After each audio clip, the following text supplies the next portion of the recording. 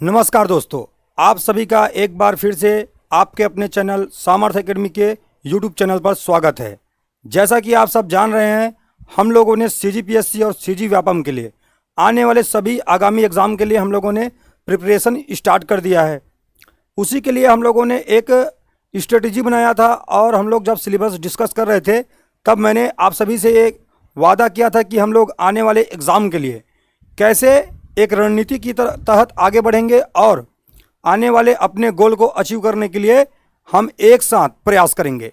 उसी के लिए हम लोगों ने एक तो जियोग्राफी की क्लास स्टार्ट कर दिया है ऑनलाइन हमारे इसी यूट्यूब चैनल पर, और साथ ही साथ हम लोग एक टाइम इंडियन हिस्ट्री के लिए एमसीक्यूज़ की सीरीज़ स्टार्ट कर चुके हैं। उसके लिए हम लोगों ने एक वीडियो पहले ही अपलोड कर दिया है जिसमें हम लोगों ने सिंधु घाटी सभ्यता का टॉप 25 क्वेश्चन हम लोगों ने देख लिया था। आज उसका ही अगला पार्ट हम लोग लेकर आए हैं और मैं आप सबको ये आश्वस्त कर देना चाहता हूं कि आने वाले टाइम में ऐसा नहीं होगा कि 4 वीडियो डालने के बाद हम ये जो पहल हमने किया है वो बंद कर दें। आप हमारे साथ जुड़े रहिए और देखते रहिए कि हम लोग कैसे इसको धीरे धीरे ही सही पर आगे बढ़ते चलेंगे और अपने गोल की ओर अपने गोल को पाने के लिए निरंतर प्रयास करेंगे। ठीक है दोस्तों, तो आज हम लोग करने वाले हैं एमसीक्यूज़ को और देखते हैं सिंधु घाटी सभ्यता के आज फिर से बढ़िया बढ़िया प्रश्नों को। उससे पहले मैं आप सभी से एक बार रिक्वेस्ट कर देना चाहता हूं कि आप सब अगर आज पहली बार हमारे साथ जुड़ रहे हैं तो हमारे चैनल को सब्सक्राइब कीजिए, लाइक कीजिए और शेयर कीजिए ताकि आपको आने वाले समय में ऐसे ही बढ़िया बढ़िया क्लासेस आपको देखने को मिले। और हाँ, बेल आइकन को प्रेस करना ना भूलें। ठीक है दोस्तों, आज देखते हैं सिंधु घाटी सभ्यता के और बढ़िया बढ़िया क्वेश्चन। आज का पहला प्रश्न है आपके कंप्यूटर स्क्रीन पर। निम्नलिखित सिंधु सभ्यता के स्थानों को पश्चिम से पूर्व की ओर उचित क्रम में व्यवस्थित कीजिए। अच्छे से प्रश्न को पढ़ना है। मैंने कल भी ये बात कहा है, अगर एग्ज़ाम में आप बैठते हैं तो एग्जामिनर आपसे क्या डिमांड कर रहा है उसके लिए आपको ज़रूरी है कि प्रश्न को पढ़ना, प्रश्न की प्रकृति क्या डिमांड कर रही है। हो सकता है आपको उत्तर पता हो लेकिन प्रश्न को हड़बड़ाहट में जल्दीबाजी में पढ़ने के चक्कर में आपसे प्रश्न के उत्तर गलत लग जाएं। इसलिए इस प्रश्न को फिर से एक बार देखिए। इसमें लिखा हुआ है सिंधु सभ्यता के स्थानों को पश्चिम से पूर्व की ओर व्यवस्थित करना है। मतलब हमको इसको पश्चिम से पूर्व की ओर, वेस्ट से ईस्ट की ओर व्यवस्थित करना है। तो मैंने कल एक ट्रिक बताया था, उस ट्रिक में मैंने आप सबको बोला था कि सिंधु सभ्यता का सबसे उत्तरी, सबसे दक्षिणी, सबसे पूर्वी और सबसे पश्चिमी स्थान आपको याद हो जाता है। वो ट्रिक क्या था जी? ट्रिक था आपका उमाददय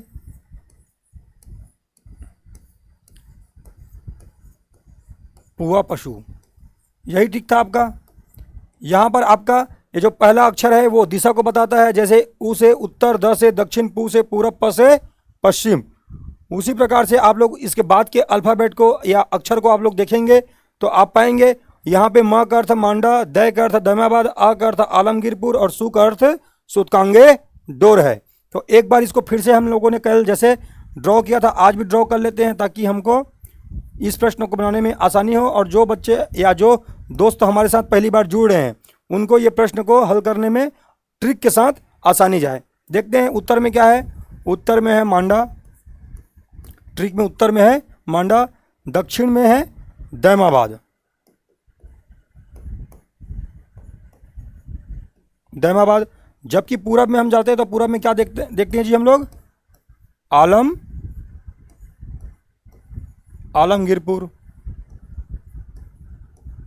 और पश्चिम में जब आते हैं तो हम लोग क्या देखते हैं? पश्चिम में क्या है हमारा?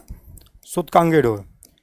इनकी स्थिति भी हमको याद होना जरूरी है कि ये वर्तमान में कहाँ पे हैं। तो हम लोग ने कल देखा था कि मांडा की स्थिति वर्तमान जम्मू कश्मीर में चेनाब नदी के तट पर है, जबकि आलमगीरपुर उत्तर प्रदेश के मेरठ के पास हिंडन नदी के तट पर है। दैमाबाद दक्षिणी महाराष्ट्र में प्रवरा नदी के तट पर है और वहीं पे सुतकांगे डोर पाकिस्तान का एक जगह है जिसको हम लोग बलूचिस्तान कहते हैं, वहीं पर दास्क नदी के तट पर है। तो चलिए अब हम लोग चलते हैं प्रश्न की ओर। इसको पश्चिम से पूर्व की ओर व्यवस्थित करने की ओर हम लोग देखते हैं इसको। तो हम देख पा रहे हैं कि सिंधु सभ्यता का सबसे पश्चिमी स्थल क्या है जी? सुतकांगे डोर है। तो आप देख पा रहे हैं कि इसका सबसे पश्चिमी स्थल सूतकांगेडोर होगा। तो पश्चिमी स्थल में सबसे पहले हमको पश्चिमी ही जाना है। तो हम देखते हैं कि एक नंबर कहाँ पे है। तो हम लोग देख पा रहे हैं कि एक यहाँ पे है, एक यहाँ पे है और एक यहाँ पे है। तो इससे हमारा प्रश्न नहीं बन पा रहा है। अब हम लोग देखते हैं कि हमको क्या हमारे ट्रिक का कोई और स्थान देखने को मिल रहा है क्या। तो हम लोग देख पा रहे हैं कि एक तो दहमाबाद देखने को मिल रहा है और एक देखने को मिल रहा है आलमगीरपुर। और आलमगीरपुर सैंधव सभ्यता का सबसे पूर्वी स्थल है। हमने भी ट्रिक में बनाया है। तो सबसे पूर्वी स्थल है और हमको पश्चिम से पूर्व की ओर जाना है और ये सबसे पश्चिमी है। तो सबसे पूर्वी वाला सबसे लास्ट में आएगा। तो हम लोग देखते हैं कि चौथा नंबर को इस प्रश्न की प्रकृति के अनुसार सबसे अंतिम में आना चाहिए। देखते हैं चौथा नंबर सबसे लास्ट में कहाँ पे है। तो हम लोग देख पा रहे हैं कि पहले ही ऑप्शन में चौथा नंबर सबसे लास्ट में दिखाई दे रहा है। इससे हम क्या समझ पा रहे हैं, इससे ये समझ पा रहे हैं कि यहाँ पे तो 3 है, ये नहीं हो सकता, एक तो इधर आ गया है, मतलब ये तो पूरा ही गलत है। उसके बाद में जब यहाँ पे देखते हैं तो यहाँ पे क्या है, 2 है जो कि लोथल है, जो कि निसंदेह ही गलत है। ठीक है, तो हमारे इस प्रश्न का सही जवाब ऑप्शन नंबर ए हो जाएगा। लेकिन हम लोग इसमें थोड़ा सा और बाकी स्थानों का लोकेशन देख लेते हैं। जैसे सूतकांगेडोर को मैंने दास्क नदी के तट पर बलूचिस्तान पाकिस्तान में है कहा। जैसे दहमाबाद को मैंने बताया महाराष्ट्र में प्रवरा नदी के तट पर है। आलमगीरपुर को मेरठ उत्तर प्रदेश में हिंडन नदी के तट पे। उसी प्रकार लोथल जो है गुजरात में भोगवा नदी के तट पर है। ठीक है जी। तो अब इसको अगर देखेंगे आप तो सूतकांगेडोर सबसे पश्चिमी स्थान, फिर उसके बाद आएगा लोथल, फिर दहमाबाद, फिर आलमगीरपुर। इसीलिए आपका सही जवाब है option number A. I hope आप सबको क्लियर हुआ होगा। आगे बढ़े क्या? चलिए देखते हैं अगला प्रश्न। आप सबके लिए एक बढ़िया ही और प्रश्न आपके कंप्यूटर स्क्रीन पर आ चुका है। देखिए, सर्वप्रथम हड़प्पा की टीलों को किसने देखा था? यहां पे ये प्रश्न आपसे ये कह रहा है कि हड़प्पा के टीलों को किसने देखा था, ना कि हड़प्पा का उत्खनन या हड़प्पा का खोज किसने किया था। ऐसा प्रश्न आपसे नहीं पूछ रहा है, आपसे पूछ रहा है किसने पहले देखा था। हम लोगों ने जब ये सैंधव सभ्यता के बारे में क्लास में जब हम लोग पढ़ते हैं तब हम लोग एक बात करते हैं एक व्यक्ति के बारे में जिसका नाम है चार्ल्स मेसान।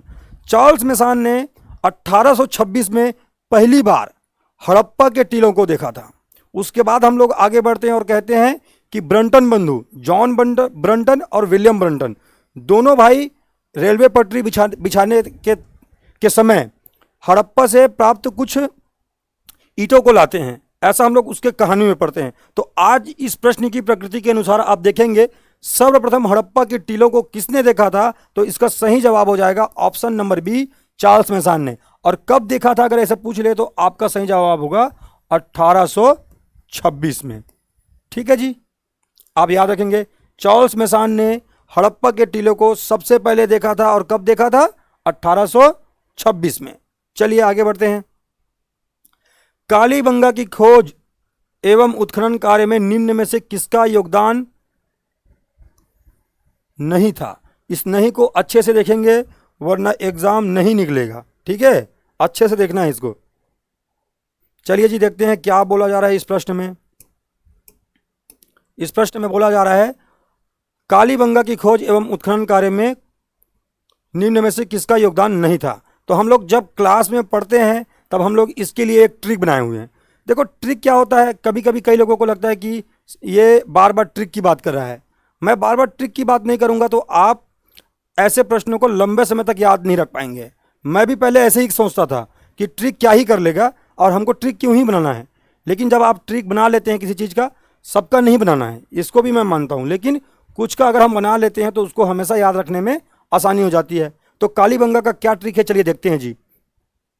पहले बात तो कालीबंगा, इसकी स्थिति देख लेते हैं। कालीबंगा जो है राजस्थान में है। आपको याद रखना राजस्थान में कालीबंगा स्थित है। कालीबंगा का अर्थ जो होता है, इसका अर्थ होता है काले रंग की चूड़ी। क्या होता है जी? काले रंग की चूड़ियां या चूड़ी।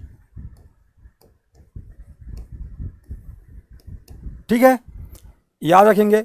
अब कालीबंगा कौन सी नदी के तट पर है, ये प्रश्न भी आपसे पूछ लिया जाता है एग्जाम में, तो आप याद रखेंगे घग्गर नदी के तट पर है।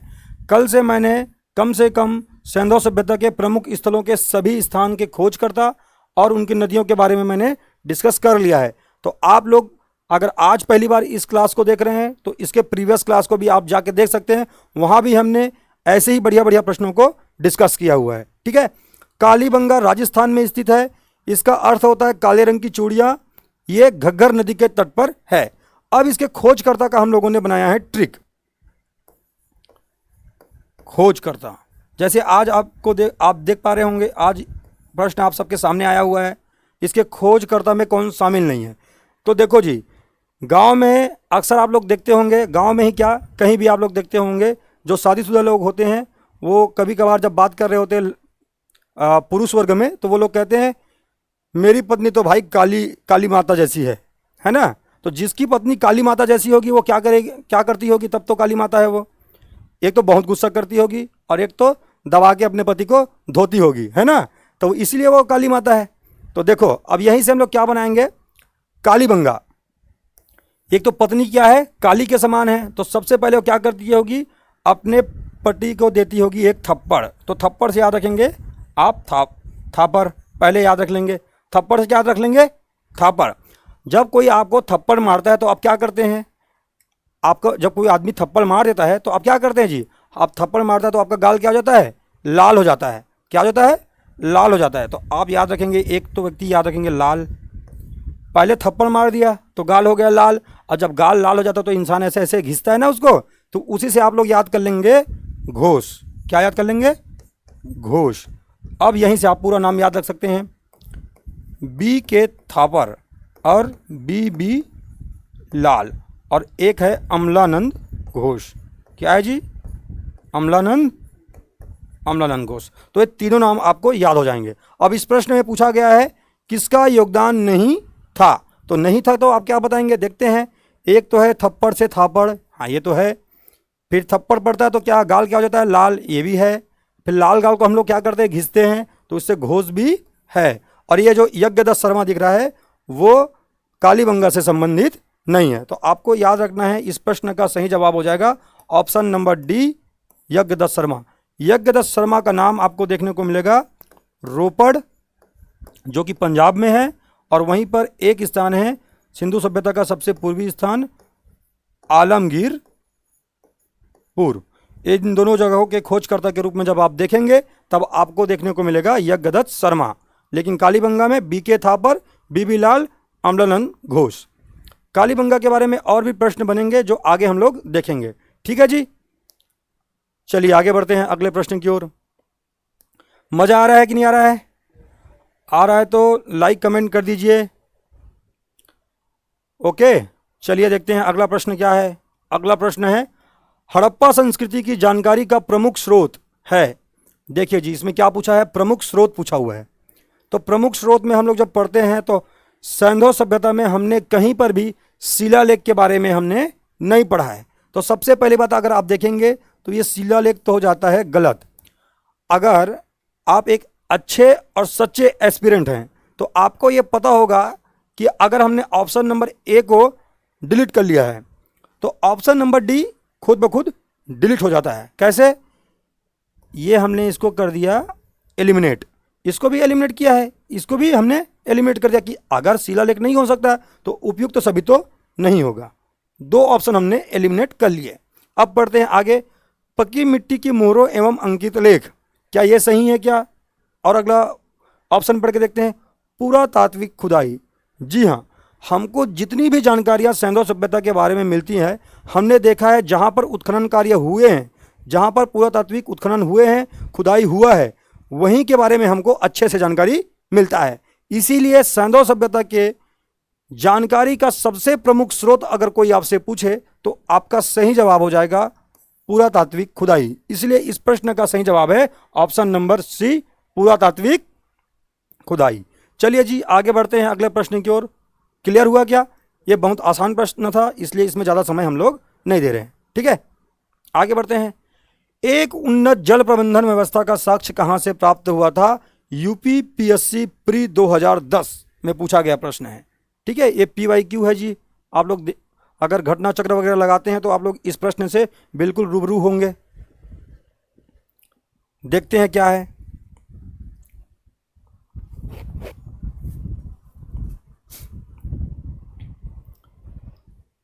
कल जब हम लोग डिस्कस कर रहे थे तो कल मैंने आपको बताया था एक स्थान के बारे में जिसको बहुत अच्छे से याद करने के लिए मैंने कहा था और बताया था, एक ट्रिक भी बोला था, धुल गया लूना। तो धौलावीरा के बारे में मैंने आपको क्या बताया था? धौलावीरा धौलावीरा जो है वर्तमान गुजरात में है। कहाँ है? गुजरात में है। गुजरात में कौन सी नदी के तट पर है? तो मैंने क्या बोला था? धुल गया लूना। लूना से क्या याद रखेंगे आप लोग जी? लूना से याद रखेंगे आप लोग लूनी नदी। कौन सी नदी? लूनी नदी। तो आप याद रखेंगे धौलावीरा गुजरात में है। कौन सी नदी के तट पर है? लूनी नदी के तट पर है। और आपसे पूछा जा रहा है उन्नत जल प्रबंधन व्यवस्था। कल मैंने बोला था धौलावीरा से अगर कोई प्रश्न बनेगा तो उसमें से 3 प्रमुख फैक्ट हैं, जिसमें से सबसे प्रमुख है उन्नत जल प्रबंधन व्यवस्था। कहाँ पर थी? तो उन्नत जल प्रबंधन व्यवस्था थी धौलावीरा में। इसके अलावा 2 और तथ्य हैं, जिसमें से एक है यूनेस्को के विश्व विरासत स्थल में शामिल गुजरात का सैंधव सभ्यता का स्थल कौन सा है? धौलावीरा। आगे प्रश्न में आपको देखने को मिलेगा। कल भी मैंने इसके बारे में आपसे डिस्कस किया था। और इसके अतिरिक्त धौलावीरा से कौन से प्रश्न बनते हैं? धौलावीरा से प्रश्न बनते हैं कौन सा ऐसा नगर था सैंधव सभ्यता का जहां पे 3 दुर्ग या 3 सीमांकित क्षेत्रों की जानकारी हमको प्राप्त होते हैं? तो उसका जवाब भी क्या हो जाएगा जी? उसका भी जवाब हो जाएगा धौलावीरा। तो आपको इसका जवाब मिल गया होगा। एक उन्नत जल प्रबंधन व्यवस्था का साक्ष्य कहां से प्राप्त हुआ है? तो प्राप्त हुआ है धौलावीरा से।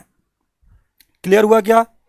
2 और अन्य फैक्ट मैंने बता दिए हैं, उसको मैंने यहाँ पे नहीं लिखा है क्योंकि हमने पहले जो MCQs की सीरीज किया है वहाँ पे मैंने इसको पूरा डिटेल में लिखवाया है। अगर आपने नहीं देखा है तो वहाँ पे जाकर उसको देख सकते हैं। ठीक है, चलिए जी आगे बढ़ते हैं। निम्नलिखित में से कौन सा लक्षण सैंधव सभ्यता के लोगों को सही चित्रण करता है? सैंधव सभ्यता के लोगों का सही चित्रण करता है, मतलब उसके बारे में, सही कथन के बारे में हमको जानना है। तो चलिए देखते हैं। हमने सैंधव सभ्यता के सामाजिक, आर्थिक, राजनीतिक और व्यापारिक जीवन के बारे में भी अच्छे से हम लोगों ने पढ़ा है क्लास में, और मैं ऐसा उम्मीद कर रहा हूं कि आप लोग भी अच्छे से इसको पढ़े होंगे। तो चलिए इस MCQs को देखते हैं। उनके विशाल महल और मंदिर होते थे, ऐसा है क्या? देखते हैं। चलिए अगला क्या कह रहा है?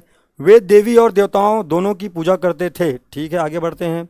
वे युद्ध में घोड़ों द्वारा खींचे गए रथों का प्रयोग करते थे। बताइए जी इसमें से सही जवाब क्या होने वाला है?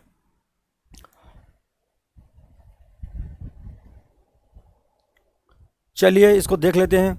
उनके विशाल महल और मंदिर होते थे। पहले विशाल महल पर डिस्कस करते हैं, आगे को ना पढ़ करके पहले उनके विशाल महल पर डिस्कस करते हैं।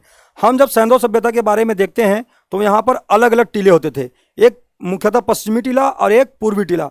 पश्चिमी टीले पर प्रशासनिक वर्ग या व्यापारिक वर्ग लोग निवास करते थे, जबकि पूर्वी टीले पर मुख्यतः या आमतौर पर हम कह सकते हैं कि वहाँ पर निम्न वर्ग के लोग निवास करते थे। तो यहाँ पर उच्च एवं निम्न ऐसे वर्ग के भी लोग रहते थे। मतलब प्रशासनिक तौर पर हम लोग जब पढ़ते हैं सैंधव सभ्यता के बारे में तब हम लोग देखते हैं इनके सामाजिक जीवन में कि इनके पास 1 मंजिला घर और 2 मंजिला घर भी था। तो एक तो विशाल महल हम एक प्रकार से मान सकते हैं उनके पास था, लेकिन जब हम मंदिर की बात करते तो हमने कहीं पर भी मंदिर का डिस्कस नहीं किया है। कहीं पे भी हम लोग ने इसके बारे में कोई डिस्कशन नहीं किया है। तो यहाँ से मंदिर के बारे में कोई भी जानकारी हमको प्राप्त नहीं होता है। इसलिए उनके विशाल महल और मंदिर होते थे ऐसा कह देने पर यह कथन पूर्णतः क्या हो जाएगा जी? गलत हो जाएगा। ठीक है, आगे बढ़ते हैं। देवी और देवताओं दोनों की पूजा करते थे। तो यह सैंधव सभ्यता के बारे में पूछा गया है। तो हम लोग जब पढ़ते हैं सिंधु घाटी सभ्यता को तो हम लोग एक देवी के बारे में पढ़ते हैं, और क्या जानते हैं जी? उनका नाम मातृ देवी। और मैंने जब आपको क्लास में पढ़ाया है तब बताया है कि हड़प्पा एक ऐसा स्थल था जहां पर एक स्त्री के गर्भ से एक वृक्ष को निकलते हुए दर्शाया गया था, और इतिहासकारों का मानना है ये जो रूपांकन किया गया था ये मातृदेवी का है, और मातृदेवी को सैंधव सभ्यता के लोग उर्वरता की देवी मानते थे। ठीक है, तो ये लोग मातृदेवी को पूजते थे। इसके अलावा जब हम लोग एक देवता को पढ़ते हैं तो हम लोग पढ़ते हैं पशुपति की पूजा करते थे लोग। पढ़े हो ना पशुपति की पूजा, पशुपति। तो आपको देखने को मिल रहा है एक देवी में मातृदेवी, जबकि देवता में आपको क्या दिख रहा है, पशुपति। ठीक है, तो इससे तो स्पष्ट होता है कि वे देवी और देवताओं दोनों की पूजा करते थे। तो सेकंड कथन तो क्या है जी, इसका सही है। आगे देखते हैं, वे युद्ध में घोड़ों द्वारा खींचे गए रथों का प्रयोग करते थे। जिस समय IAS 2013 में यह प्रश्न आया था उस समय बहुत विवादास्पद था यह प्रश्न। ठीक है, क्योंकि कुछ लोगों ने यह कहा था कि हमको घोड़े के साक्ष्य मिलते हैं, तांबे के रथ के साक्ष्य मिलते हैं। जब हम लोग दैमाबाद पढ़ते हैं तो तांबे के रथ देखते हैं, हड़प्पा में तांबे की इक्का गाड़ी पढ़ते हैं। तो जब इस प्रकार की चीज़ें जब मिलती है तो लोगों का यह मानना था, स्टूडेंट्स का यह मानना था कि घोड़ों द्वारा खींचे गए रथों का प्रयोग भी हमको ये साक्ष्य मिलता है। लेकिन आयोग का आंसर जो था इसमें सही चित्रण में इसका जवाब था केवल 2 और इसको गलत लिया गया था। तो आप भी इसको ऐसे ही याद रखेंगे। ठीक है, वहाँ से देवी और देवताओं के पूजा करने के साक्ष्य मिलते हैं पर मंदिर के साक्ष्य नहीं मिले हैं।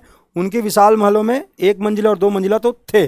ठीक है, ये वाला मंदिर के कारण गलत हुआ था और ये तीसरे लाइन पर थोड़ा सा डिस्प्यूट था जी। ठीक है, तो आगे बढ़ते हैं। इसका सही जवाब क्या लिया गया था आयोग के द्वारा, केवल 2। तो याद रखेंगे। अगले प्रश्न की ओर बढ़ते हैं। स्थापित सिंधु घाटी सभ्यता जिन नदियों के तट पर बसी थी वे कौन सी थी? देखिए,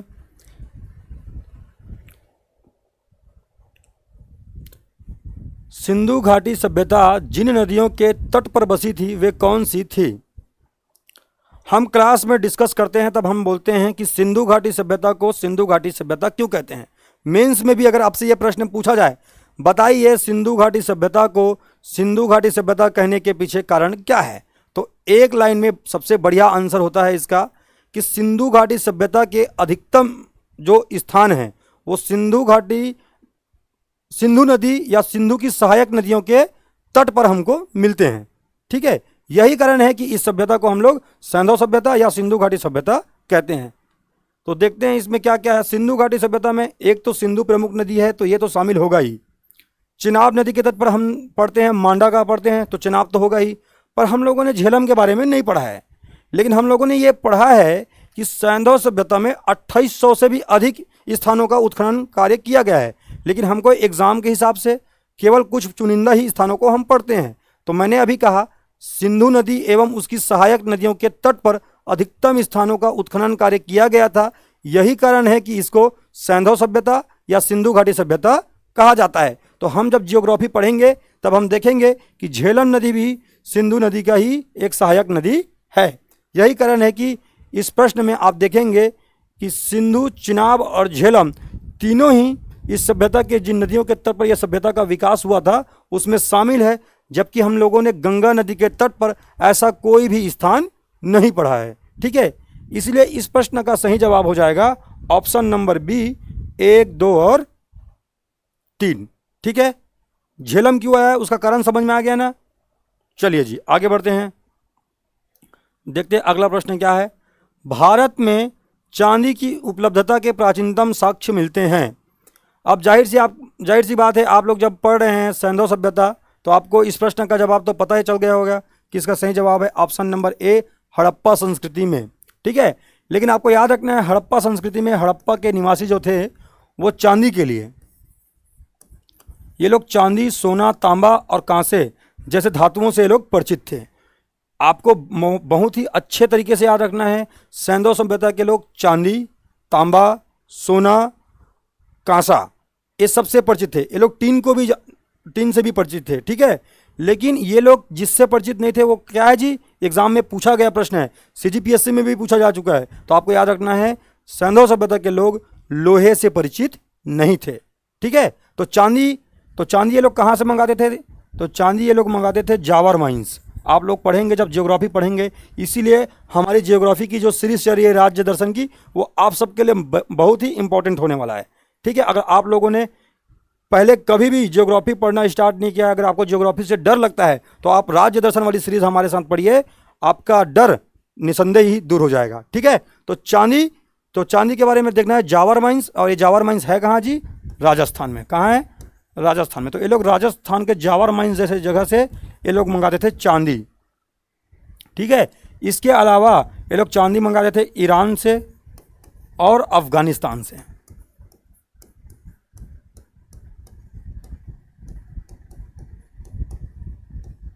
आपको अच्छे से याद रखना है। ये लोग सोना की बात कर लेंगे, सोना की बात तो आप याद रखेंगे सोना कहीं कहीं पर आपको देखने को मिलेगा दक्षिण भारत। दक्षिण भारत कहने का मतलब है वर्तमान कर्नाटक का कोलार गोल्ड फील्ड, केजीएफ, जो आप लोगों ने मूवी देखा है ना जी, उस केजीएफ का फुल फॉर्म है, कई लोग तो मूवी देखे हैं पर आज तक फुल फॉर्म नहीं पता है, उसका फुल फॉर्म है कोलार गोल्ड फील्ड, ठीक है, कोलार गोल्ड माइंस।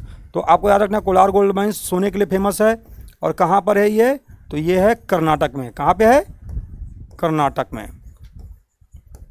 कर्नाटक में है। तो इसीलिए कहीं पर देखने को मिलता है कि कहाँ से लोग मंगाते थे सिंधु सभ्यता के लोग सोना, तो वहाँ पे लिखा मिलता है दक्षिण भारत। और दक्षिण भारत कहने का मतलब है कर्नाटक का कोलार गोल्ड फील्ड, ठीक है। चलिए जी आगे बढ़ते हैं अगले प्रश्न की ओर। देखते हैं, एक जुते हुए खेत के खोज की गई थी, ऐसा प्रश्न कहा जा रहा है। देखिए अगला प्रश्न क्या है, बहुत आसान प्रश्न है, इसके बारे में हम लोग कई बार डिस्कस कर चुके हैं। कल भी मैंने इसके बारे में अच्छे से आपको बताया था, आज भी मैं आपको ये बताऊंगा, लेकिन अभी आप सब इस पे अच्छे से इसको पढ़ेंगे।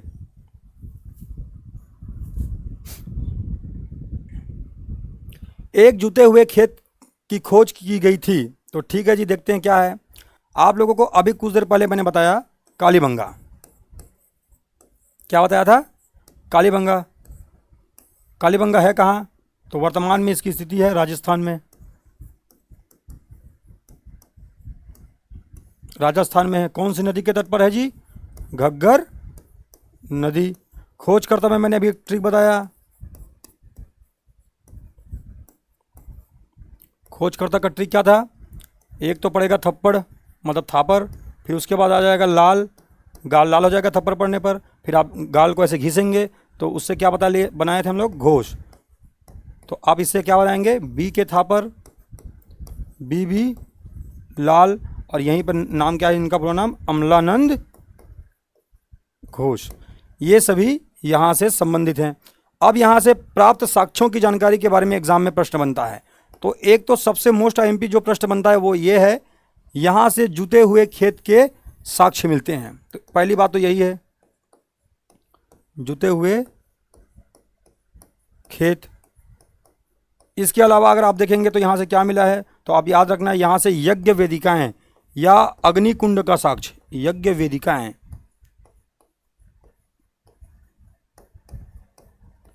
यज्ञ वेदिकाएं अग्निकुंड का साक्ष्य मिला है। इसके अतिरिक्त अगर आप देखेंगे तो इसी को अग्निकुंड कहा जाता है ना, अग्निकुंड का साक्ष्य आपको लोथल और कालीबंगा दोनों से मिलता है। लेकिन एग्जाम में अगर लोथल और कालीबंगा दोनों एक साथ दिया रहे और किसी एक को आपको चयन करना हो तो तब आप ऐसी स्थिति में कालीबंगा का ही चयन करेंगे, ठीक है, अग्निकुंड कहते हैं जी। इसके अतिरिक्त कालीबंगा से आपको प्राप्त होता है प्राचीनतम भूकंप के साक्ष्य, भूकंप का साक्ष्य मिला है। कालीबंगा के बारे में और याद रखेंगे आप लोग, यहाँ से लकड़ी की नाली मिली है, क्या मिली है, लकड़ी की नाली। और क्या प्राप्त हुआ है, तो कल हम लोगों ने बात किया था, यहीं से प्राप्त हुआ है कच्ची एवं नक्काशीदार ईंटें। क्या मिला है, कच्ची एवं नक्काशीदार। एक बार एक एग्जाम में पूछा गया, बताइए कच्ची एवं अलंकृत ईंटों का साक्ष्य कहाँ से प्राप्त हुआ है। तो जो बच्चे नक्काशीदार पढ़ के गए हैं वो बच्चे भी इसको सही जवाब लगा के नहीं आ पाए थे। तो आपको याद रखना है, नक्काशीदार कहे या अलंकृत ईंटें कहे तब भी आपका जवाब हो जाएगा कालीबंगा, ठीक है। आगे बढ़ें, चलिए आगे बढ़ते हैं। अगला प्रश्न आपका कह रहा है, सूची 1 को सूची 2 से सुमेलित कीजिए। ये अभी अभी हम लोगों ने बनाया है, तो इसको चलो जल्दी जल्दी हल कर लेते हैं। कल भी हम लोगों ने लोथल के बारे में देखा था कि लोथल को भोगवा नदी के तट में गुजरात के सरहद वाला क्षेत्र में रंगनाथ राव ने इसका खोज किया था। लोथल भोगवा नदी के तट पर है, ये प्रमुख बंदरगाह या गोदीवाड़ा या डाकयार्ड स्थल हुआ करता था उस समय का। तो ये इसको मिला दिया हम लोगों ने गोदीवाड़ा से। कालीबंगा के बारे में अभी अभी हम लोगों ने देखा है, जुते हुए खेत का साक्ष्य यहाँ से मिला है। ठीक है, आगे जब जाते हैं तो धौलावीरा के बारे में बात करते हैं। तो मैंने अभी कुछ प्रश्नों पहले ही मैंने बताया था कि धौलावीरा गुजरात में लूनी नदी के तट पर है। यहाँ से मिला है उन्नत किस्म के जल निकास प्रणाली, यहाँ से मिला है प्राचीनतम स्टेडियम, यहाँ से मिला है यूनेस्को के विश्व विरासत स्थल में इसको शामिल किया गया है, इसको हम लोगों ने देखा था। ठीक है, बनावली से मिला है पक्की ईंट, पक्की मिट्टी के बने हुए हल एवं खिलौने। तो ये चारों इसको ऐसे मिलाते हैं। चलिए अब इसी के अकॉर्डिंग देखते हैं। ए में आना चाहिए 2, तो ए में कहाँ पे है 2, यहाँ पे है और यहाँ पे है। फिर बी में आना चाहिए 1, तो देखते हैं बी में यहाँ पे है और यहाँ पे है। सी में आना चाहिए 4, तो सी में कहाँ पे है 4 जी, सी में आना चाहिए 4। ए का 2 होना चाहिए ना, ए का 2 और बी का 1। उसके बाद में सी में क्या आना चाहिए 4, तो ये है सी में 4 और ये वाला ऑप्शन हो जाता है गलत। तो ऐसे स्थिति में आपका सही जवाब हो जाएगा ऑप्शन नंबर बी। ठीक है, आगे बढ़ें क्या? चलिए आगे बढ़ते हैं। सिंधु सभ्यता के बारे में निम्न में से कौन सा कथन असत्य है? देखिए कौन सा कथन असत्य है। नगरों में नालियों की सुदृढ़ व्यवस्था थी, कल हम लोगों ने बात किया था। अभी हमने पिछले प्रश्न में देखा कि धौलावीरा में उन्नत किस्म की जल निकास प्रणाली थी। जल निकास प्रणाली कहने का मतलब क्या होता है जी, नालियों की सुदृढ़ व्यवस्था। तो ये वाला कथन तो सही है, असत्य कथन पहचानना है ना, हमको असत्य पहचानना है। तो नगरों में नालियों की सुदृढ़ व्यवस्था थी, बिल्कुल। व्यापार और वाणिज्य उन्नत दशा में था, बिल्कुल था। इनके व्यापारिक व्यवस्था के बारे में हम बात करते हैं तो अब देखते हैं ये अपने समकालीन मेसोपोटामिया की सभ्यता से भी ये लोग व्यापारिक संबंध रखते थे। ठीक है, तो इनके व्यापार और वाणिज्य जो उन्नत दशा में थे, बिल्कुल सही बात है। मातृ देवी की उपासना करते थे, अभी कुछ देर पहले मैंने बताया था ये लोग मातृ देवी एवं पशुपति की पूजा करते थे। और जानवरों में ये लोग कुबड़ वाले बैल को सबसे ज़्यादा मानते थे। ठीक है, इसके बाद देखते लोग लोहे से परिचित थे। जी नहीं, बिल्कुल मैंने यही बात आपको बताया था। ये लोग चांदी, सोना, तांबा, कांसा सभी ऐसे धातुओं से परिचित थे, लेकिन लोहे की खोज उत्तर वैदिक काल के बाद हम लोग देखेंगे। और उस समय हम लोग देखेंगे अतरंजी खेड़ा नामक स्थान से कैसे हम लोगों को लोहा मिला था। ठीक है, तो ये जवाब जो है गलत है और हमको गलत कथन का पहचान करना था, इसीलिए इस प्रश्न का सही जवाब हो जाता है ऑप्शन नंबर डी। ठीक है, आगे बढ़ें, देखते हैं जी। हड़प्पा सभ्यता की खुदाई में मिले अवशेषों के आधार पर क्या सही नहीं है? यहां पर फिर से पूछा जा रहा है क्या सही नहीं है। देखिए आप लोग,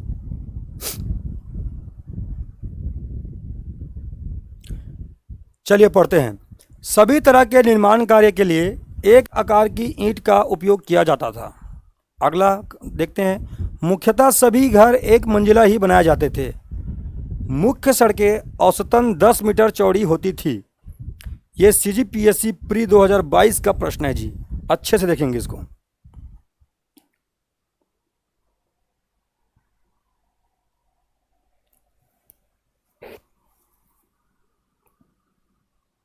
ठीक है, तो इस प्रश्न को हम लोग अब देखते हैं, इसके आंसर की ओर बढ़ते हैं। क्या है इसका आंसर, क्या हो सकता है? सभी तरह के निर्माण कार्य के लिए एक आकार की ईंट का उपयोग किया जाता था। ऐसा है क्या? ऐसा नहीं है। यहाँ पर अलग अलग जगह पर अलग अलग प्रकार की ईंटों का प्रयोग किया जाता था। खुद हम लोग मोहनजोदड़ो में जब जाते हैं तो एक ईंट का अनुपात देखते हैं, वहाँ पर उसका रेशियो देखते हैं 4:2:1। एक तो इस प्रकार की ईंटें होती थी। तो जब इनका ही ईंटों का अनुपात 4:2:1 है, ईंट की रेशियो का, है ना। इसके अलावा हम लोग और देखते हैं कहीं पर कच्ची ईंटें मिलती हैं, कहीं पर वक्राकार ईंटें मिलती हैं। तो हम ये नहीं कह सकते हैं कि एक ही आकार की ईंट का प्रयोग किया जाता है। अगर एक ही आकार होता तो हम लोग कहीं पर वक्राकार ईंटें, कच्ची ईंटें, नक्काशीदार एवं अलंकृत ईंटें,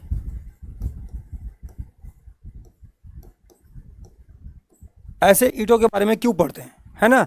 इसलिए तो पहला कथन क्या हो जाता है, गलत हो जाता है। अगला प्रश्न देखते हैं। मुख्यतः सभी घर एक मंजिला ही बनाए जाते थे। हमने अभी कुछ देर पहले डिस्कस किया इसी क्लास में कि इनके पास दो अलग अलग वर्ग के लोग निवास करते थे। एक प्रशासनिक लोग होते थे जो पश्चिम की ओर रहते थे, और एक पूर्व की ओर निम्न वर्ग के लोग। दो टीले होते थे, दो दुर्ग होते थे।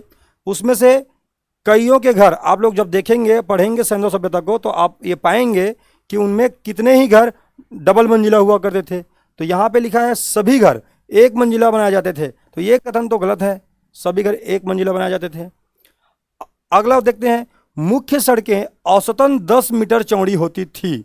जी हाँ, कुछ स्थान को छोड़ दिया जाए तो औसतन की अगर बात करेंगे तो 10 मीटर चौड़ी सड़कें सिंधु सभ्यता में पाई जाती थी। इसलिए इन तीनों कथनों में केवल तीसरा ही सही है।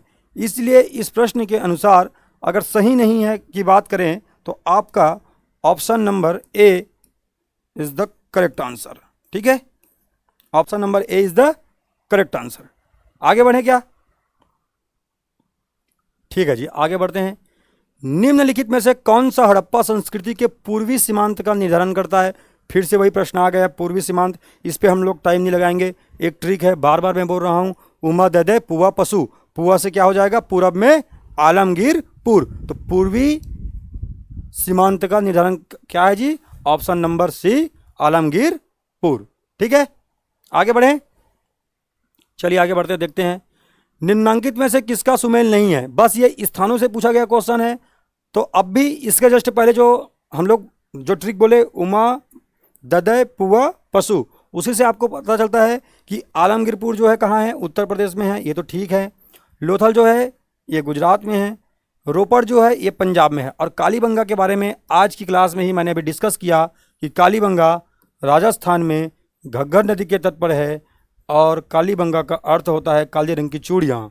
ठीक है, तो आगे बढ़ते हैं, और इसका सही जवाब हो जाएगा इस प्रश्न का option number C, Kalibanga. Haryana में नहीं है। हरियाणा में क्या है जी? हरियाणा में एक स्थान है राखी गढ़ी, जो सिंधु सभ्यता का सबसे बड़ा स्थान है सब क्षेत्रफल की दृष्टि से। इसके अतिरिक्त यहीं पे एक और स्थान है जिसको कहते हैं बनावली। ठीक है, आगे बढ़ते हैं अगले प्रश्न में। सूची 1 को सूची 2 से सुमेलित कीजिए और सूचियों के नीचे दिए गए कूट का प्रयोग कर सही उत्तर चुनिए। ठीक है जी, देखते हैं क्या लिखा हुआ है। देखो, आपको ऐसे प्रश्नों में मैंने क्या कहा है, अगर आपने पढ़ा है और आपको उसमें से किसी एक के बारे में भी पता है तो आप लोग उसको पहले हल करेंगे। जैसे कि हम लोग कल से लगातार बार बार एक ही बात देख रहे हैं। लोथल जो था गोदीवाड़ा, बंदरगाह, पत्तन नगर या डाकयार्ड था। लोथल गुजरात के भोगवा नदी के तट पर स्थित था। लोथल से फारस की मुहरे, दिशा मापक यंत्र और चलाक लोमड़ी की कहानी वाले साक्ष्य हमको मिलते हैं। ठीक है, तो लोथल को हमको पहले जोड़ देना गोदीवाड़ा से। एक तो यहीं पे पहले कर लेते हैं। देन देखते हैं हम लोग कालीबंगा। अभी कालीबंगा के बारे में क्या बताया? कालीबंगा का अर्थ होता है काले रंग की चूड़ियाँ। घग्गर नदी के तट में राजस्थान में स्थित है। अमलानंद घोष, बीबी लाल और बी के थापर इससे संबंधित लोग हैं उत्खननकर्ता में। जबकि कालीबंगा से उत्खनन कार्य में जुते हुए खेत के साक्ष्य, यज्ञ वेदिकाएं, भूकंप के साक्ष्य और क्या मिला है जी? लकड़ी की नालियाँ। तो कालीबंगा के बारे में क्या जानते हैं हम लोग? जूते हुए खेत के साक्ष्य। तो इसको इससे मैच कर लेते हैं। मोहनजोदड़ो के बारे में हमको देखना है, तो मोहनजोदड़ो के बारे में हम लोग देखते हैं। तो मोहनजोदड़ो से हमको विशाल स्नानागार, विशाल अन्नागार, यहाँ से हमको मिलती है पद्मासन मुद्रा में बैठे हुए एक योगी की मूर्ति जिसको लोग पशुपति शिव कह रहे हैं। ठीक है, इसके अतिरिक्त मोहनजोदड़ो से हमको एक नर्तकी की मूर्ति मिलती है जो कांसे की बनी हुई है। कांसे की बनी हुई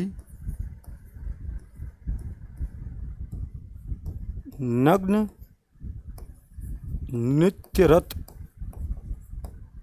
मूर्ति, और इसी को सिंधु सभ्यता के प्राप्त सभी मूर्तियों में सबसे बढ़िया या सर्वोत्कृष्ट मतलब सबसे बढ़िया मूर्ति माना गया है। ठीक है, आपको याद रखना है।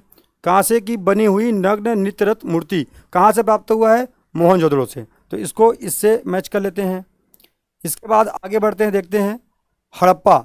हड़प्पा की जब हम बात करते हैं तो हड़प्पा जो है, हड़प्पा सिंधु सभ्यता का सबसे पहला खोजा गया स्थान था। इसको वर्ष 1921 में दयाराम साहनी के द्वारा रावी नदी के तट पर वर्तमान पाकिस्तान के मोंटगोमरी जिला में जॉन मार्शल के नेतृत्व में खोजा गया था। ठीक है, क्या कहा मैंने? हड़प्पा की खोज दयाराम साहनी ने वर्ष 1921 में दयाराम साहनी ने जॉन मार्शल के नेतृत्व में किया था। ठीक है, याद रखेंगे। यहाँ से हमको क्या क्या मिलता है? यहाँ से हमको मिलता है स्वास्तिक के चिन्ह के निशान मिलते हैं हमको। यहाँ से हमको समाधान में R37 एवं H प्रकार के समाधान मिलते हैं हमको। यहाँ से हमको आगे अगर हम लोग देखें तो हड़प्पा से हमको R37 एवं H प्रकार के समाधान हमको मिलते हैं। यहीं से एक स्त्री के गर्भ से निकलते हुए वृक्ष का साक्ष्य मैंने बताया था।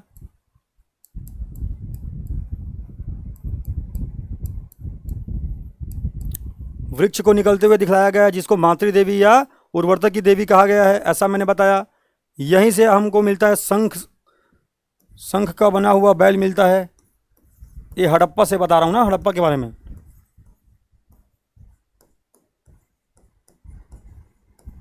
शंख का बना हुआ बैल मिलता है। मछुआरे का चित्र मिलता है हमको, मछुआरे का चित्र मिलता है हमको, तो आपको याद रखना है। तो इसके हिसाब से हम लोग मैच करेंगे तो क्या हो जाएगा इसका जवाब जी? हड़प्पा से हमको समाधान मिलता है R37 एवं H प्रकार की। स्त्री के गर्भ से वृक्ष को निकलते हुए दर्शाया गया है। शंख का बना हुआ बैल मिला है। मछुआरे का चित्र मिला है। यहीं से हमको एक कतार में 12 अन्नागार मिले हैं, जिसको धान्य कोठार कहा गया है। ठीक है, ये हड़प्पा से मिला है। तो हम लोग हड़प्पा से पहला जोड़ लेते हैं, तो ए में आ जाएगा 1 और ए में 1 यहाँ पर है, मतलब ये दोनों तो हमारे आंसर नहीं होंगे। ठीक है, अगले बढ़ते हैं। लोथल बी में आ जाएगा 2, तो 2 यहाँ पर भी है, 2 यहाँ पर भी है। अब चलते हैं सी में आना चाहिए 4, तो 4 कहाँ पे है जी? यहाँ पे, मतलब ये वाला अब हमारा आंसर नहीं हो सकता। इसी से हमारा आंसर निकल जाएगा और हमारा आंसर हो जाएगा option number D is the correct answer. ठीक है, आगे बढ़ते हैं। सिंधु घाटी संस्कृति वैदिक सभ्यता से भिन्न थी, ऐसा आपसे पूछा जा रहा है। तो कैसे भिन्न थी? तो आप देखेंगे इसके पास विकसित शहरी जीवन की सुविधाएं थी। जी हाँ, बिल्कुल इनके पास विकसित शहरी जीवन शैली थी। इसके पास चित्रलेखी लिपि थी। देखिए, इस लिपि के बारे में मैंने कल भी डिस्कस किया था, आज भी अच्छे से डिस्कस कर दे रहा हूँ लिपि के बारे में, सिंधु सभ्यता की लिपि के बारे में। लिपि, इनकी लिपि को भाव चित्रात्मक, क्या कहा मैंने? भाव चित्रात्मक या चित्रात्मक भी लिखा मिलेगा आपको कहीं पर।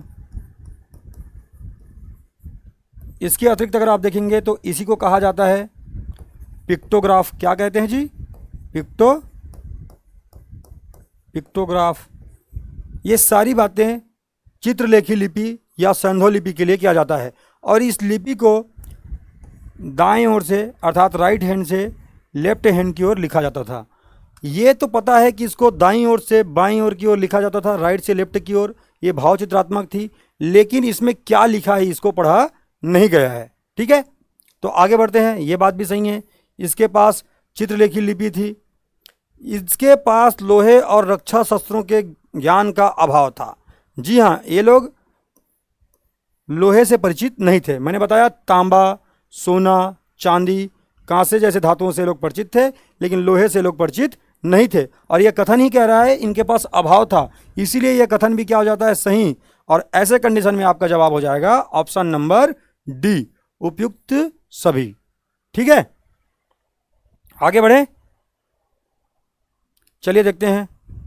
सिंधु घाटी सभ्यता को आर्यों से पूर्व की ओर रखे जाने का महत्व कारक क्या था?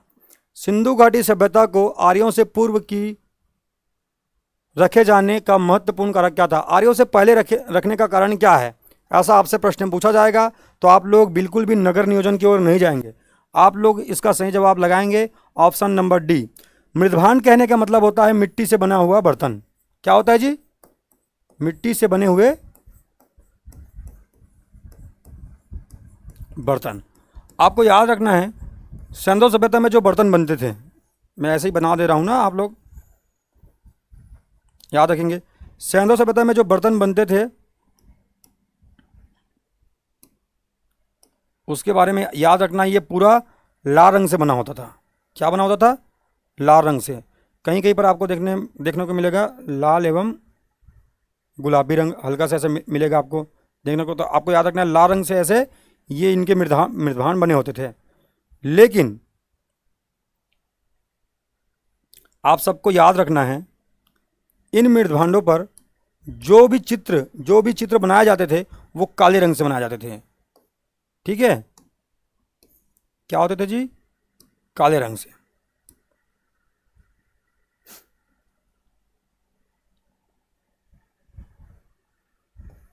काले रंग से चित्रकारी करते थे लोग। मतलब जो पात्र होते थे, मृदभांड होते थे, वो लाल रंग के, उस पर किया गया जो नक्काशी होता था वो काले रंग का। लेकिन जब यही आर्यों के समय जब हम लोग बात करेंगे, वैदिक काल के समय जब हम लोग बात करेंगे, तो उनके मृदभांडों पर जो ये नक्काशी करने वाले जो कलर है वो धूसर भूरे रंग का हो जाता है। ठीक है, तो इन दोनों में इनका डिफरेंस था, इसीलिए इसका सही जवाब हो जाता है मृदभांड। ठीक है, क्या हो जाएगा जी इनका सही जवाब? मृदभांड। अगले प्रश्न को पढ़िए, मैं जब तक पानी पी ले रहा हूं।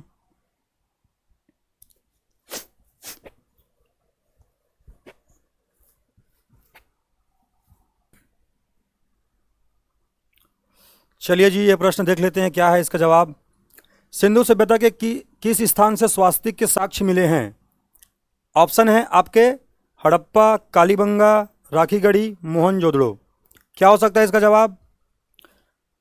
तो आप सब अगर आप पढ़ रहे हैं तो आपको पता ही होगा, इसका सही जवाब होगा हड़प्पा। चलिए, जैसे कि हम लोग सभी प्रश्नों में जानते आए हैं, हड़प्पा के बारे में भी कुछ जानकारी ले लेते हैं। हड़प्पा अभी वर्तमान स्थिति क्या है जी इसकी? हड़प्पा अभी वर्तमान पाकिस्तान में कौन सी जगह पर स्थित है? मोंटगोमरी। कौन सी नदी है? रावी नदी। ठीक है, हड़प्पा पाकिस्तान के मोंटगोमरी ज़िले में है और कौन सी नदी के तट पे है? रावी नदी के तट पर है। यहाँ इसके बारे में खोजकर्ता आता है, तो आपको याद रखना है खोजकर्ता कौन है? खोजकर्ता का अगर नाम आपको पूछा जाए एग्जाम में तो आप बताएंगे दयाराम साहनी। किसके नेतृत्व में किया था? अगर ये प्रश्न पूछ ले तो आपका जवाब क्या होगा? नेतृत्व किसका था जी? जॉन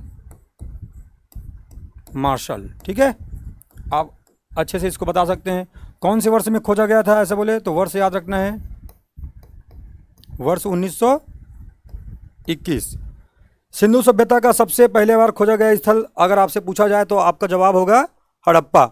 हड़प्पा से प्राप्त साक्ष्य की अगर बात करते हैं तो मैं अभी इस क्लास में लगातार आपको बोलते आया हूँ, हड़प्पा से हमको जो साक्ष्य मिले हैं उसमें एक तो ये प्रश्न में पूछा गया है स्वास्तिक, हमको यहाँ से स्वास्तिक के चिन्ह के साक्ष्य प्राप्त होते हैं।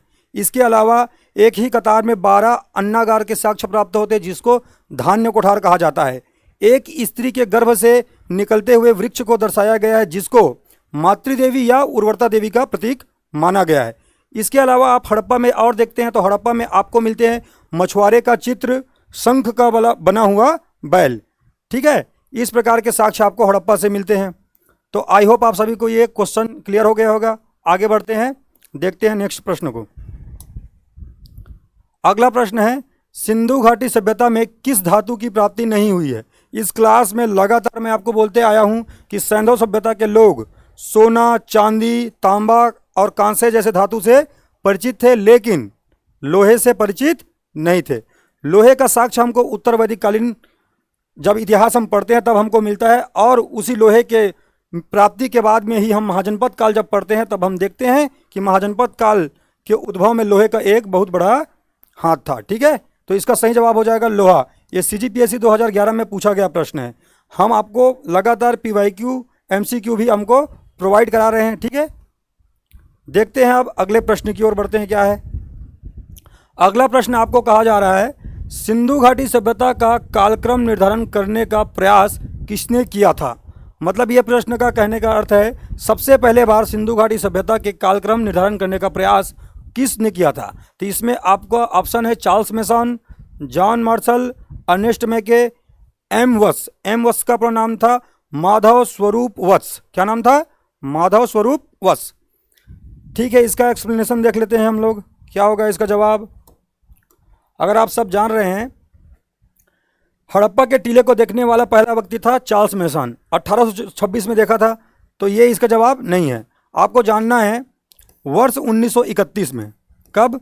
वर्ष 1931 में सर जॉन मार्शल ने, ठीक है, जॉन मार्शल ने सिंधु सभ्यता के कालक्रम निर्धारण करने का सबसे पहली बार प्रयास किया था, और इन्होंने बताया था सिंधु सभ्यता का वर्ष 3250 से लेकर के 2750 ईसा पूर्व तक इन्होंने निर्धारण किया था। इसके अतिरिक्त अगर आप देखते हैं अर्नेस्ट मैके की अगर बात करते हैं आप, तो अर्नेस्ट मैके महोदय ने बताया था कि सिंधु सभ्यता का कालक्रम 2800 ईसा पूर्व से लेकर के 2500 ईसा पूर्व तक था। वहीं पर माधव स्वरूप ने बताया था, माधव स्वरूप का कहना था कि 3500 से लेकर के 2700 ईसा पूर्व तक सिंधु सभ्यता रही। लेकिन इन सभी मान्यताओं में वैज्ञानिक मान्यता, जिसको आप लोग बुक में पढ़ते हैं, कार्बन डेटिंग, जिसका सिंबल क्या होता है, एक बार इसका सिंबल साइंस के पोर्शन से पूछा गया था। कार्बन डेटिंग का सिंबल होता है C14, ठीक है। तो कार्बन डेटिंग, जिसको रेडियो कार्बन भी कहते हैं, इसी के अनुसार जो डेट निर्धारित किया गया है उसे ही वैज्ञानिक मान्यता प्राप्त है। और वो क्या है जी? वो है 2350 से लेकर के 1750 ईसा पूर्व। कहीं कहीं पर आपको ये 2350 केवल 2300 देखने को मिलेगा, कहीं कहीं पर ये 2350 आपको 2500 भी देखने को मिलेगा। परंतु जो मैं आपको बता रहा हूँ ये एनसीईआरटी में लिखा हुआ है, इसलिए आप केवल इसी डेट को याद रखेंगे, ठीक है। 2350 से लेकर के 1750 कार्बन डेटिंग या रेडियो कार्बन, जिसको वैज्ञानिक मान्यता प्राप्त है। चलिए चलते हैं अगले प्रश्न की ओर। इसको बहुत अच्छे से देखेंगे। इस प्रश्न में क्या लिखा हुआ है? निम्न में से गलत विकल्प की पहचान कीजिए। क्या लिखा हुआ है जी? निम्न में से गलत विकल्प की पहचान कीजिए। आपको गलत पहचानना है। चलिए पढ़ते हैं। सिंधु सभ्यता अपने सभी समकालीन सभ्यताओं से बड़ी थी। हम लोग लगातार जब इस क्लास को देख रहे हैं, कल भी हम लोगों ने टॉप एमसीक्यूज देखे थे, तब मैंने बताया था सिंधु सभ्यता के समकालीन मेसोपोटामिया, मिस्र और चीन की सभ्यता इसके समकालीन थी। और उन सभी समकालीन सभ्यताओं में सिंधु सभ्यता क्षेत्रफल की दृष्टिकोण से सबसे विस्तृत या सबसे बड़ी सभ्यता थी। इसीलिए यह पहला कथन क्या हो जाता है? सही हो जाता है। अगले कथन की ओर चलते हैं। सिंधु निवासियों को सोना, चांदी, तांबा जैसे धातुओं का ज्ञान था। अभी पिछले ही प्रश्न में मैंने इसको डिस्कस किया था, केवल लोहे से लोग परिचित नहीं थे, ठीक है। सिंधु सभ्यता में व्यापार उन्नत अवस्था में था। बिल्कुल जी, उन्नत अवस्था में था। इसीलिए तो मेसोपोटामिया के साथ है ना व्यापारिक संबंध देखते हैं। लोथल जैसे बंदरगाह बने हुए थे, फारस की मुहरें प्राप्त होती हैं, ठीक है। इसीलिए ये तीसरा कथन भी सही है। सिंधु सभ्यता के लोग माप तौल के लिए 14 के गुणक का प्रयोग करते थे। देखिए, व्यापम और पीएससी जो है ना केवल अंकों के साथ आपके साथ खेल देता है, और जब वो खेल देता है तो खेला हो जाता है। तो आपको याद रखना, यह 14 ना होकर के इसका सही जवाब हो जाएगा 16। माप तौल के लिए ये लोग 16 के गुणक का प्रयोग करते थे। इसके अतिरिक्त आपको देखने को मिलेगा सिंधु निवासी माप के लिए दशमलव प्रणाली, किसकी जी? दशमलव प्रणाली का भी उपयोग करते थे, ठीक है। आपको याद रखना है, ये 14 की जगह 16 अगर लिखा होता तो यह लाइन सही हो जाता, ठीक है। तो आप इसको अच्छे से याद रखना है। सिंधु निवासी जो है माप के लिए दशमलव और माप तौल के लिए 14 नहीं 16 के गुणक का प्रयोग करते थे। इसीलिए इस प्रश्न का सही जवाब हो जाएगा ऑप्शन डी, ठीक है। आगे बढ़ते हैं, देखते हैं अगला प्रश्न। निम्नलिखित में से पृथक की पहचान कीजिए। पृथक की पहचान करना है, तो पृथक की पहचान करना है तो ये ज्योग्राफी से आपको पूछा गया प्रश्न है। हमारी जो ज्योग्राफी की सीरीज चल रही है उसमें अगर आप अच्छे से अगर देखे होंगे, पहला चैप्टर गुजरात का जो आया है उसमें आपको मिलेगा सूरकोतड़ा जहाँ से घोड़े के हड्डी की साक्ष्य, रंगपुर जहाँ से धान के भूसी का साक्ष्य, धौलावीरा जो कि उन्नत किस्म की जल निकास प्रणाली, सबसे प्राचीनतम स्टेडियम, और यूनेस्को के विश्व विरासत स्थल में शामिल लूनी नदी के तट पर स्थित ये तीनों स्थान आपको गुजरात में देखने को मिलते हैं। जबकि हमारा जो ट्रिक है उमा ददय पुआ पशु, उसी में आप लोग देखते हैं कि पूर्वी स्थान अर्थात आलमगीरपुर उत्तर प्रदेश के मेरठ में हिंडन नदी के तट पर स्थित है। इसीलिए अगर आप लोग इस प्रश्न को देख रहे हैं तो पृथक की पहचान करना है तो आप इसको ऐसे जानेंगे कि ये तीनों स्थान गुजरात में हैं और ये उत्तर प्रदेश में है। इसीलिए ये आपका सही जवाब हो जाएगा ऑप्शन नंबर डी, आलमगीरपुर। लेकिन आलमगीरपुर के लिए मैंने अभी तक ये फैक्ट आपको नहीं बताया है, आप लोग नोट कर सकते हैं इसको। आलमगीरपुर से जो मृदभांड प्राप्त हुए हैं, मृदभांड, यहां से प्राप्त मृदभांडों में गिलहरी का अंकन मिलता है। क्या मिलता है जी? गिलहरी का अंकन। ठीक है, आप याद रखेंगे इसको अच्छे से। तो बढ़ते हैं हम लोग नेक्स्ट प्रश्न की ओर, देखते हैं अगला प्रश्न क्या है।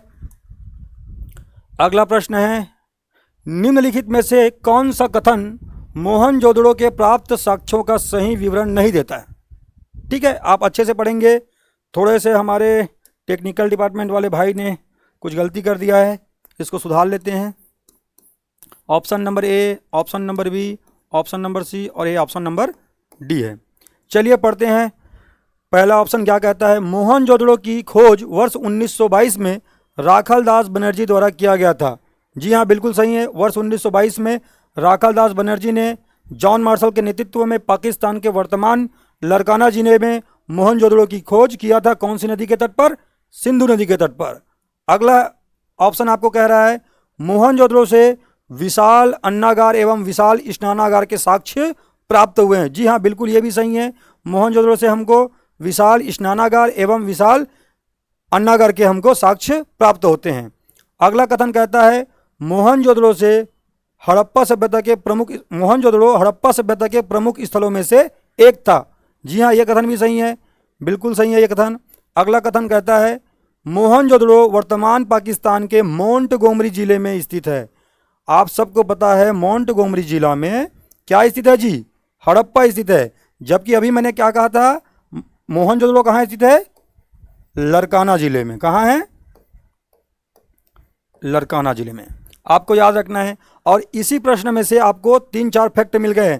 मोहनजोदड़ो से विशाल अन्नागार, विशाल स्नानागार, है ना। इसके अलावा आपको ये पता चल गया कि ये लरकाना जिले में है, पाकिस्तान में है। राखालदास बनर्जी ने इसकी खोज किया था। एक प्रश्न आपको जो इम्पोर्टेंट जो याद रखना है, विशाल स्नानागार को जॉन मार्शल ने, किसने? जॉन मार्शल ने आश्चर्यजनक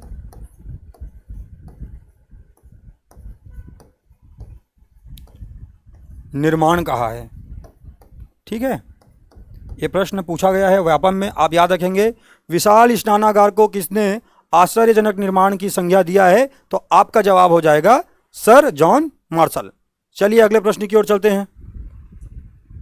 अगला प्रश्न है निम्नलिखित हड़प्पा स्थलों को उनके भौगोलिक विस्तार सबसे छोटे से सबसे बड़े की ओर आपको व्यवस्थित करना है। ठीक है, तो देखते हैं हम लोग सबसे छोटे से सबसे बड़े की ओर।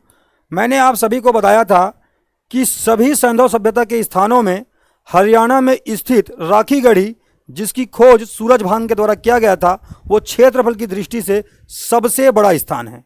ठीक है, तो आप लोग देख पा रहेंगे कि राखीगढ़ी जो है चौथे स्थान पर है और यह सैंधव सभ्यता का सबसे बड़ा स्थान है क्षेत्रफल की दृष्टिकोण से। तो अगर ये क्षेत्रफल की दृष्टिकोण से सबसे बड़ा स्थान है तो ये सबसे अंत में आएगा, क्योंकि हमको सबसे छोटे से सबसे बड़े की ओर जाना है।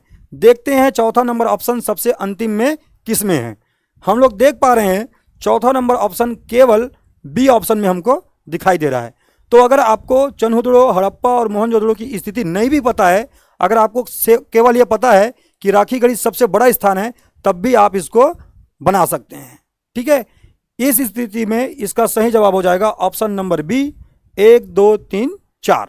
ठीक है, चलिए बढ़ते हैं अगले प्रश्न की ओर और देखते हैं क्या प्रश्न है।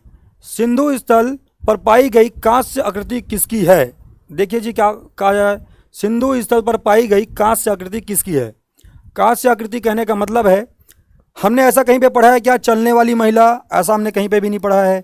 दौड़ता हुआ आदमी, ऐसा कहीं पढ़े हैं क्या? ऐसा कुछ नहीं पढ़े हैं। दौड़ता हुआ घोड़ा, ऐसा कुछ पढ़े हैं क्या? ऐसा भी नहीं पढ़े हैं। परंतु हमने मोहनजोदड़ो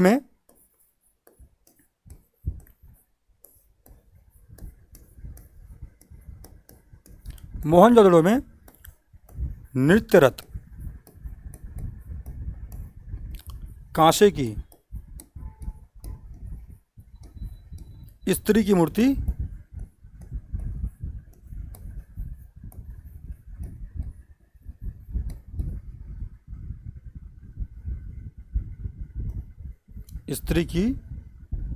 स्त्री मूर्ति प्राप्त हुआ है, ऐसा हमने पढ़ा हुआ है। ठीक है, आप ऐसा याद रखेंगे, मूर्ति प्राप्त हुआ है।